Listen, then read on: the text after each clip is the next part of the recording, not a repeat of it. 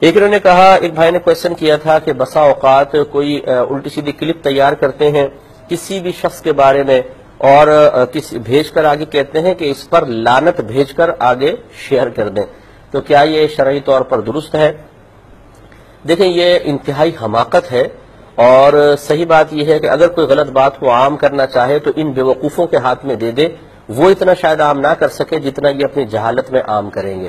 اگر آپ ایک بات کو غلط سمجھتے ہیں تو اس غلط بات کو آپ کیوں آگے شیئر کر رہے ہیں کہ 10 آدمی اس کو سنیں گے؟ میں اس بات کا شدید مخالف ہوں کہ اگر کوئی بالفرض نبی کریم صلی اللہ علیہ وسلم کے اس شان میں کوئی گستاخی کر دیتا ہے، جیسے کارٹون وغیرہ بنا دیے، کچھ کر دیے، تو آپ کسی کو کہیں کہ جا کر دیکھو، یہ گناہ ہے، یاد رکھیں، بہت بڑا گناہ ہے۔ اس کی وجہ یہ ہے کہ کوئی اس بدتمیزی اور بد تہذیبی کو سنے گا اور آپ نے اس کو سننے کی طرف دعوت دی ہے، یہ غلط ہے۔ اور اس قسم کی چیزیں ڈالنے والے عموماً یہی چاہتے ہیں کہ زیادہ سے زیادہ لوگ ان کو دیکھیں اور ان کی طبیعتیں خراب ہوں، اشتعال پیدا ہو، ذہنوں میں انتشار پیدا ہو۔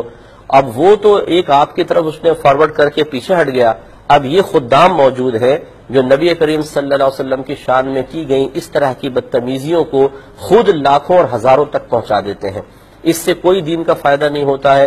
ہونا یہ چاہیے، میں یہ نہیں کہتا ہوں کہ ایسی چیزوں کو آپ بالکل نظر انداز کر دیں، جو قانونی طریقہ ہے، جو دائرہ شریعت میں رہ کر طریقہ ہے، وہ ضرور اختیار کریں، لیکن ان کو عام نہ کریں۔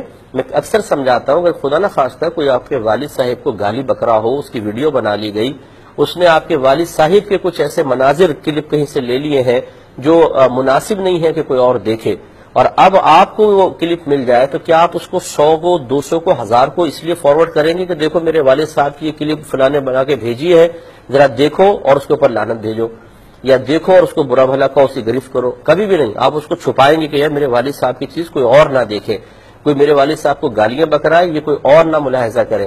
تو جب نبی کریم صلی اللہ علیہ وسلم کے بارے میں یا اور صحابہ کرام کے یا اسلام کے بارے میں کیسے آپ پسند کر لیتے ہیں کہ یہ چیز آپ کے پاس آئی تو آپ نے بس اتنا لکھ کر آپ نے سوچا شاید میں بہت بڑی خدمت کر رہا ہوں کہ یہ آپ دیکھیں، اس کو آگے شیئر کریں اور لعنت بھیج کے شیئر کریں۔